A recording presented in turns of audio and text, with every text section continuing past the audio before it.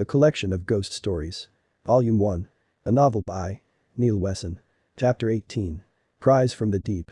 Wilson Maxwell was not a great sailor, the slightest motion of the ship left him the feeling of having had his stomach transplanted. The stars shone in the clear night sky, the moon reflected in the still ocean, the Atlantic that night looked like a millpond. How calm everything was tonight. This did not do anything for his feelings of nausea though. He was en route from Southampton to New York for the press release of his latest book A Stitch in Time. Wilson Maxwell was a writer of crime fiction and he was one of the best in his field. His publisher thought him a great asset to the company. Was that why they had paid for him to travel to New York in the luxury of the Queen Mary II at great expense, or was it because he was late handing in the first draft of his next masterpiece? Had he been isolated on a ship for 2.5 weeks to finish his works? If that was the case, then the deep-thinking ones at Hargreaves Press House would be disappointed. He couldn't concentrate on a ship, his laptop would remain unopened for the rest of the journey. Thankfully he was flying back to England. Wilson stood on the forward observation deck. This privilege was reserved for first-class passengers only. He really should be grateful to be here. It was just ships, he didn't like them. As he stared into the inky blackness of the night, he tried to distinguish where the line of the horizon was, but it was just black on black. Then out of the corner of his eye a flash of light caught his attention. A bright streak of white light shot across the sky, a shooting star. It must have been. He waited a few more moments to see if he could see any more. Patience were rewarded. He did see another, but it wasn't a shooting star as he had first thought. The ribbon of light came up from behind the horizon, only to turn back on itself and fall back into the blackness again.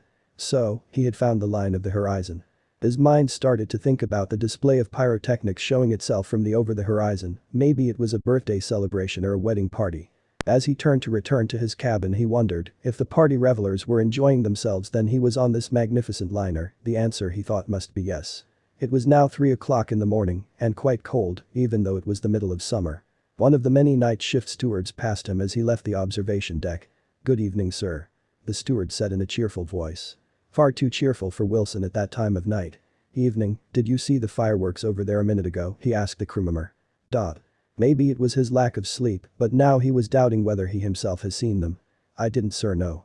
A grave tone had now suddenly entered his voice. "What did these fireworks look like, sir?" "Well, I don't know really, just rockets really." "Would you come with me for a moment, sir?" Wilson was curious. What had he said to cause such a reaction? The steward led him through a door marked private. The corridor now entered was not designed in the palatial style, as were the public areas of the ship. Quickly they walked along the corridor, before coming to another door. Passing through it, both men climbed up the flight of stairs. At the top of the stairs was a door marked, "Strictly no accesses." The steward opened it and ushered Wilson through. He could not believe his eyes. He was standing on the bridge of one of the biggest liners in the world. The night watch all turned their collective faces to see who the newcomer was. It wasn't uncommon for the captain or first mate to make an appearance in the early hours to see how the ship was operating. Wilson suddenly realized the man he thought was a steward was actually an officer, a point confirmed by the bridge crew standing to attention on their arrival. This gentleman had reported seeing flares of the port bow. "Mr. Parker, check the radar. Mr. Fossley, check all communication channels," someone informed the captain. The bridge crew came alive, each man a professional in his own field. The radio operator had donned a set of headphones and was sweeping the airwave on his brand new digital radio. The radar operator scanned the sea area for any sign of other craft. "Captain Chambers," said one of the voices on the bridge, "your presence is required urgently on the bridge, sir." The radar operator removed his headphones. "Mr. Smith," he was addressing Wilson's companion, "all I am getting is an old-fashioned so's repeating, no voice contact as yet."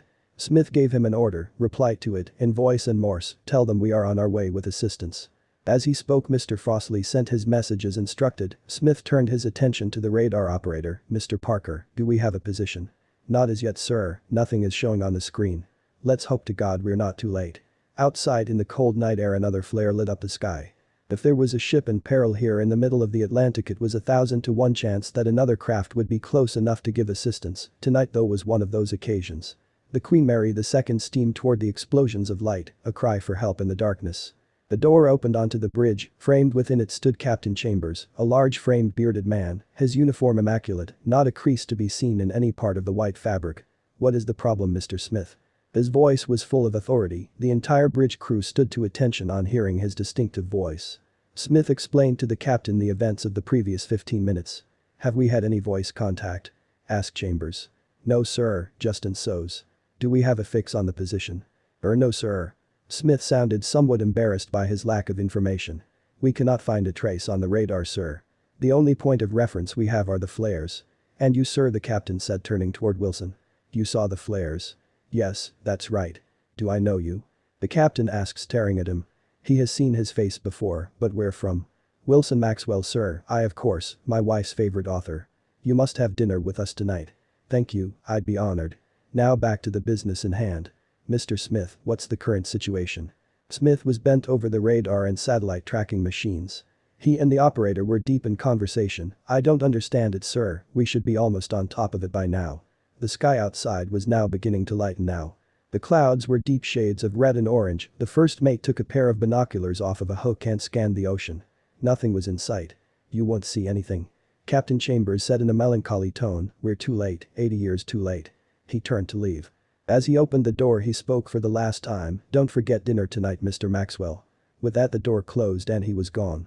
A somber mood had fallen on the occupants of the bridge. No one mentioned the captain's strange comment.